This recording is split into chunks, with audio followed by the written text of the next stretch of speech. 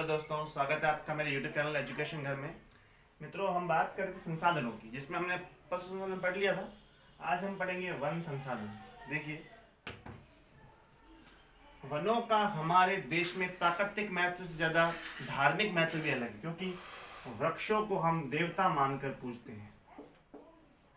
हमारे भारत के अंदर वृक्षों को देवता के समान पूजा जाता है। इसी कारण हमने देखा होगा, हमारे आंगन में हम नीम,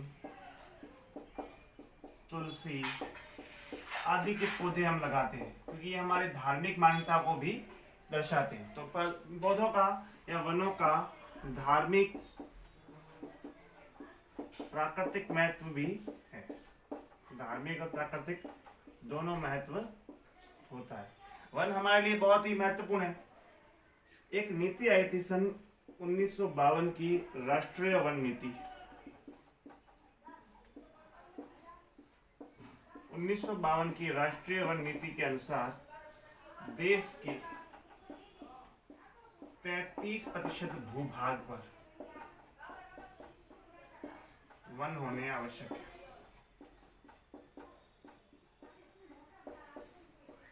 इसलिए वनों को कई वर्गों में बांटा गया है। सुरक्षित वन, सुरक्षित वन, संरक्षित वन, अलग अलग भागों में बांटा गया है, क्योंकि देश के 33% भूभाग है, उस पर वनों का होना आवश्यक है। आप जानते हैं वन हमारे लिए कितने महत्वपूर्ण है, कि वनों द्वारा ही हमको हमारी जो प्राणवायु ऑक्सीजन है वो हमको मिलती है।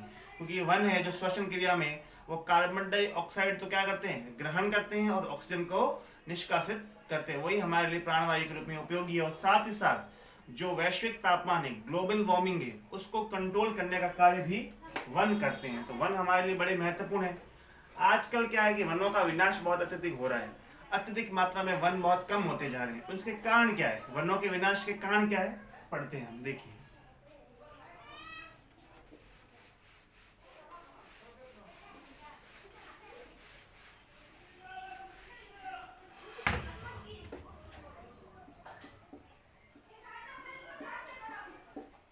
वन विनाश के कारण ये सबसे प्रमुख पहला कारण तो ये हो गया कि वन विनाश के कारण हम क्या करते हैं, अत्यधिक कटाई। आजकल वनों को अत्यधिक काटा जा रहा है घरेलू कार्यों हेतु, अधिकतर घरेलू कार्यों हेतु। उसके अतिरिक्त कृषि हेतु भूमि की मांग अधिक, कृषि हेतु भूमि की मांग। उसके अतिरिक्त अनियंत्रित चराई, पशुओं को अनियंत्रित छोड़ दिया जाता चराई के लिए, वो पूरे पूरे वन साफ कर देते हैं। अनियंत्रित चराई। एक और प्रमुख कारण है उद्योगीकरण। अनेक उद्योगों के बढ़ने के लिए जो जमीन चाहिए वो वनों को काट कर बनाई जाती है। औद्योगिकरण। शहरीकरण, लोगों को रहने के लिए मकान वगैरह अत्यधिक चाहिए, शहरीकरण बढ़ रहा है। तो ये सभी कुछ प्रमुख कारण है जो वनों के विनाश के लिए प्रमुख रूप से उत्तरदायी है। अत्यधिक वनों की कटाई, घरेलू कार्यों हेतु, कृषि हेतु भूमि की मांग, अनियंत्रित चराई, औद्योगिकरण और शहरीकरण। इनके कारण क्या है, वनों का विनाश अत्यधिक होता जा रहा है। आगे हम मित्रों बात करें कि वनों का वितरण किस प्रकार है, कौन कौन से भूभाग में भारत में कहाँ का वन फैले हुए हैं। देखिए, स्क्रीनशॉट ले लीजिएगा।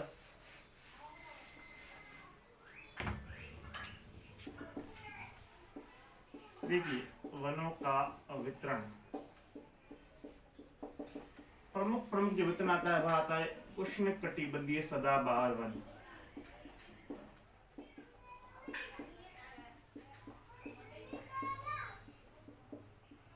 देखिए, इस वनों की प्रमुख विशेषता क्या है। उष्ण सदाबहार वन है, यहाँ पर जो वर्षा का वार्षिक औसत है वह 200 सेंटीमीटर से अधिक है वर्षा। अगर यहाँ पर हम तापमान की बात करें तो तापमान यहाँ पर 28 डिग्री सेंटीग्रेड पाया जाता है, क्योंकि तापमान यहाँ पर 28 डिग्री सेंटीग्रेड है। ये वृक्ष प्रमुखतः क्षेत्र कौन से इनके क्षेत्र देखो तो उत्तरी पूर्वी हिमालय के तराई प्रदेश,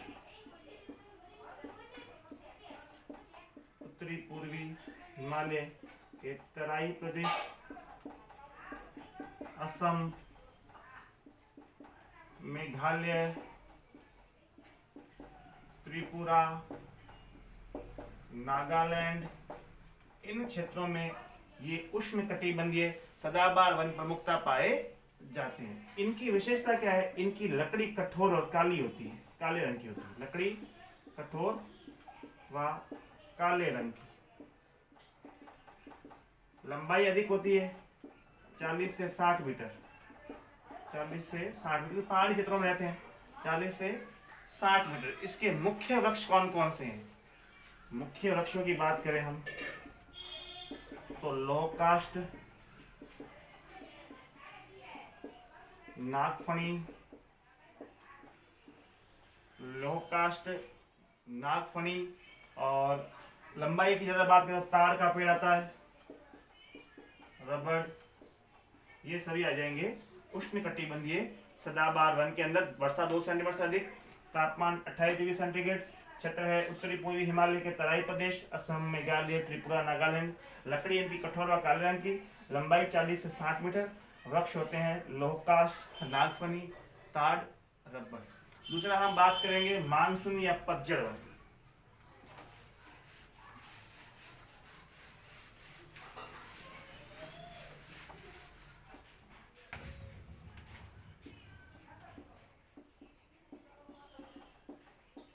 मानसूनी पतझड़ वन, देखिए यहाँ वर्षा है 100 से 200 सेंटीमीटर।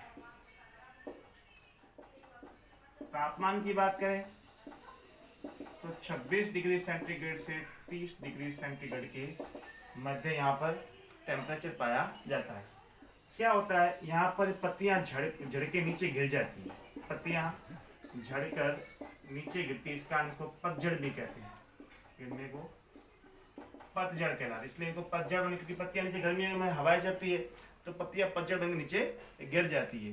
इनकी अगर लंबाई की बात करें तो लंबाई इनकी होती है 26 से 45 मीटर, 26 से 45 मीटर तक इनकी लंबाई पाई जाती है। मुख्य वृक्ष की बात करें, सागवान, साल, शीशम, ये इनके मुख्य वृक्ष है। मानसूनी या पतझड़ वन। मुख्य बात, वर्षा 100 से 200, तापमान 26 से 30 डिग्री सेंटीग्रेड, पत्तियां झड़कर नीचे गिरती, इसलिए पतझड़ वन है। लंबाई इनकी 26 से 45 मीटर। मुख्य वृक्ष है सागवान, साल और शीशम। पहला हो गया उष्णकटिबंधीय सदाबहार वन, दूसरा मानसूनी वन, अब तीसरा आएगा उष्णकटिबंधीय वन।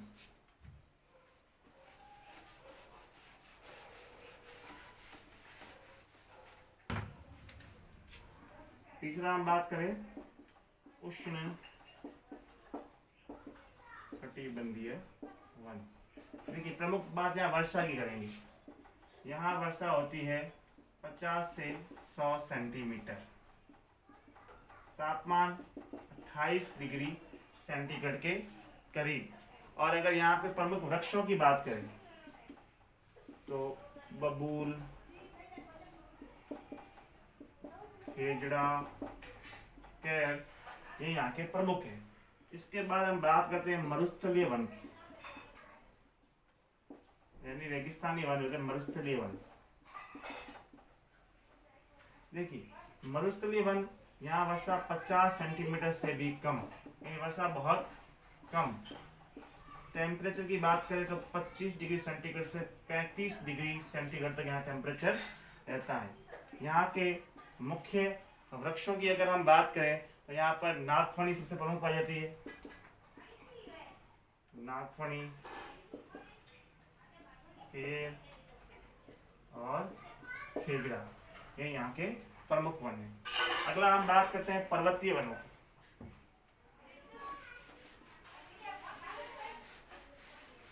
अगला बात करें पर्वतीय। देखिए पर्वतीय वन वही जो पहाड़ी क्षेत्रों में अधिकतर पाए जाते हैं, ऊंचाई वाले भागों पर, पहाड़ी क्षेत्रों में, ऊंचाई वाले क्षेत्रों पर,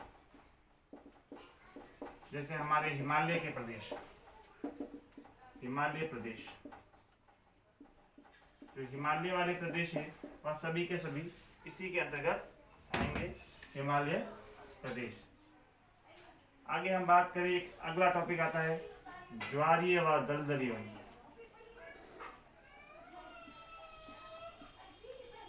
ज्वारीय व दलदली वन। ये गंगा ब्रह्मपुत्र नदियों के डेल्टा तथा मुहाने वाले किनारों वाले भागों पर वाले कीचड़ में पाए जाते हैं। यानी कि ये दलदली भागों में पाए जाते हैं, जैसे कि बांस, सुंदरी वन, ताड़, ये दलदली वनों के उदाहरण हैं। यदि हम बात करें पर्वतियों की तो चीड़, सरोवर, ये इनके प्रमुख वन है। तो ये थे हमारे वृक्षों का वितरण, प्रमुख उष्णकटिबंधीय सदाबहार वन। उसके बाद बात करें मानसूनी या पतझड़ वन। तीसरा हम बात करें उष्णकटिबंधीय, चौथा मरुस्थलीय, पांचवा पर्वतीय और छठा ज्वारीय व दलदली वन। तो मित्रों ये था हमारा वन संसाधन। आशा करता हूँ आपको वीडियो पसंद आया होगा। इसको लाइक कीजिए, चैनल को सब्सक्राइब कीजिए। तब तक के लिए दोस्तों आपसे एक अपील, घर में रहिए, सुरक्षित रहिए। धन्यवाद।